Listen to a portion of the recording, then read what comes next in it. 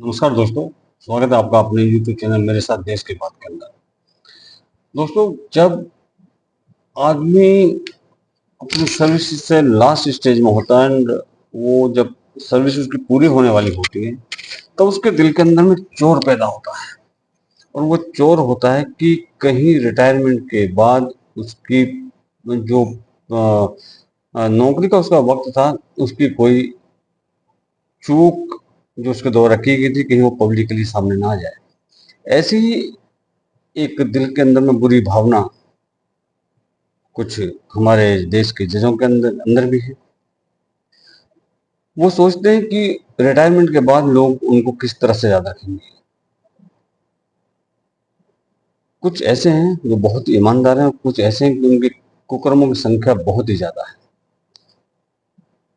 उन्होंने कहा कि उन्होंने देश की पूरी निष्ठा के साथ सेवा की, लेकिन एक प्रश्न उनके हमेशा मन में रहता है कि इतिहास मेरा आकलन किस तरह से करेगा, लोग मुझे किस तरह से याद करेंगे। तो ऐसा प्रश्न करने वाले जज साहब हैं, जिसका मतलब है कि उनके दिल के अंदर कोई चोर है। ये प्रश्न तभी उठता है कि अगर किसी व्यक्ति के दिल में चोर हो तो, क्योंकि यदि देश की सेवा निष्ठा से की गई होती, पूरे तन मन से की गई होती, तब ये कोई भय नहीं होता दिल के अंदर। और इस बात का डर क्या है कि उनका कोई गड़बड़ झाला रिटायरमेंट के बाद सामने ना आ जाए और उनकी पूरी छवि के ऊपर दाग लग जाए। किसी भी व्यक्ति को लोग उसके कर्मों के लिए याद करते हैं, उसके द्वारा किए गए अच्छे या बुरे कर्म उनके लिए लोग उनको याद करते हैं। और आपके समय किसी भी जज के फैसलों के लिए आपको ही जिम्मेदार ठहराया जाएगा। जो जज साहब हैं, उनको याद इसलिए किया जाएगा कि उनके टाइम पर जो जजों ने फैसले किए, जिस तरह से किए, उनके लिए ही उनको याद किया जाएगा। और सबसे बड़ी बात तो ये है कि आप जो वर्तमान सरकार है उसके घोर विरोधी रहे हैं और साथ के साथ अब हिंदू धर्म के विरोधी साबित हुए हैं।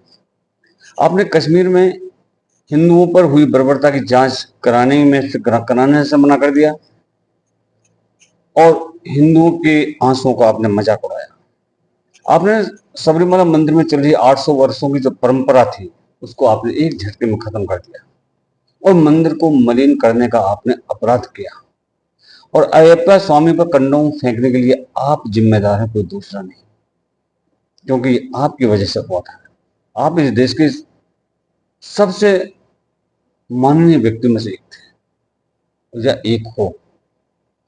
आपने एडल्ट्री कानून के सेक्शन 497 को खत्म करके और महिलाओं को सेक्सुअल ऑटोनॉमी देकर उन्हें शादीशुदा होकर भी घर के बाहर किसी से भी सेक्स की अनुमति देकर के इस हिंदू समाज को तोड़ने का आपने पाप किया है। आप 100 करोड़ हिंदुओं की दिवाली बर्बाद करते हो ये कहकर कि वातावरण दूषित होता है, जबकि अन्य धर्मों के लिए आपको जो लाखों जानवरों की बलि दी जाती है, खासकर गाय के काटने पर, आपका पर्यावरण दूषित नहीं होता। सिर्फ दिवाली पर आपका पर्यावरण दूषित होता है। दूसरा, रूस और यूक्रेन का युद्ध तकरीबन अभी धीरे धीरे 2 साल हो गए चलते हुए, उसके अंदर जो बमबारी हुई है उससे आज तक आपका जो वातावरण है कभी दूषित नहीं हुआ। सिर्फ हिंदुओं की दिवाली को लेकर के आपका वातावरण दूषित होता है। आपने तो गोधारा में 59 कार सेवकों को जिंदा जलाने वाले सजा याफ्ता मुजरिमों को जेल से बाहर निकाल दिया था। आपने सीए के खिलाफ लखनऊ में दंगा करने वाले मुसलमानों को सरकारी संपत्ति की नुकसान की भरपाई देने से भी बचा लिया था। और फिर आप कहते हैं कि लोग मेरे को किस तरह से याद करेंगे। आपने तिरुपति मंदिर प्रसाद में मिलावट पर भी प्रश्न चिन्ह लगाया कि नहीं, ये मिलावट किसी और वजह से या कोई कुछ और चीज उसके अंदर मिली। आपने इलेक्ट्रल बॉन्ड्स के कानून को 6 साल के बाद याचिका दायर होने पर 3.5 महीने में चुनाव से पहले रद्द करके सरकार पर हमला कर विपक्ष के लिए पॉलिटिकल पिच तैयार की थी।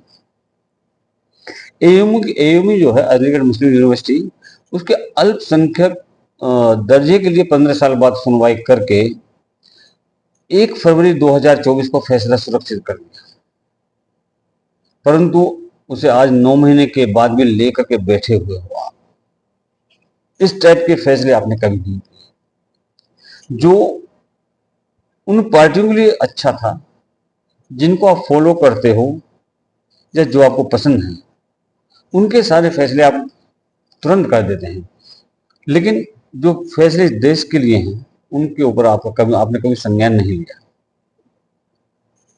फिर सीबीआई ईडी की थोड़ी बहुत देर अगर हो भी जाती है किसी जांच को करने में, किसी भी चीज के लिए हो जाती है, तब आप उनको झाड़ लगाते हैं कि ऐसी इतनी देरी क्यों हुई।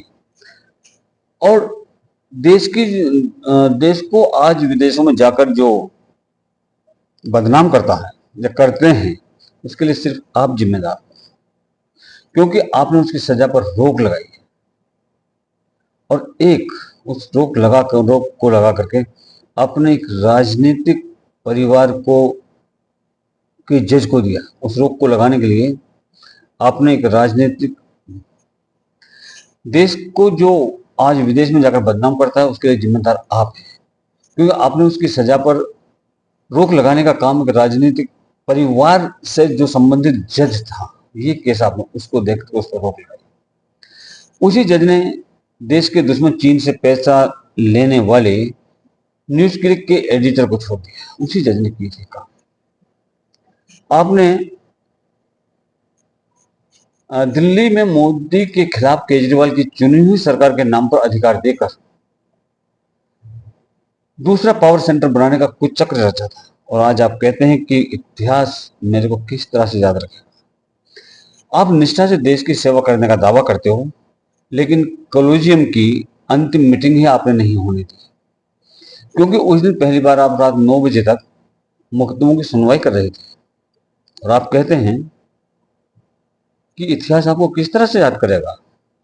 आपके समय में पिछले 1 साल के अंदर जो आपका पीरियड रहा है, जिस दिन आपने टेक ओवर किया था, उसके बाद का जो 1 साल था, उस 1 साल के अंदर ही सुप्रीम कोर्ट में पेंडिंग मुकदमों की संख्या बढ़कर के 80,000 हुई, क्योंकि वकीलों की चांडाल चौकड़ी ने आपके जजों को बंधक बनाया हुआ था, जो अपनी मर्जी से सुनवाई तय करते थे।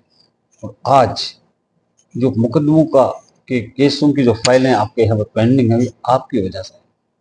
तो आप सोचिए कि आपको ये देश किस तरह से याद करेगा, किस तरह से आपको सम्मान देगा ये देश।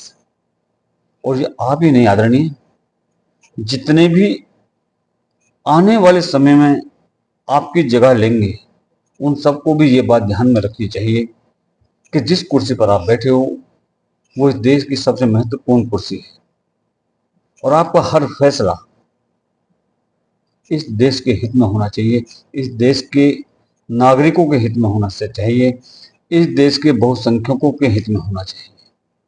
मैं सिर्फ इतना ही कहूँगा। धन्यवाद। जय हिंद, जय भारत।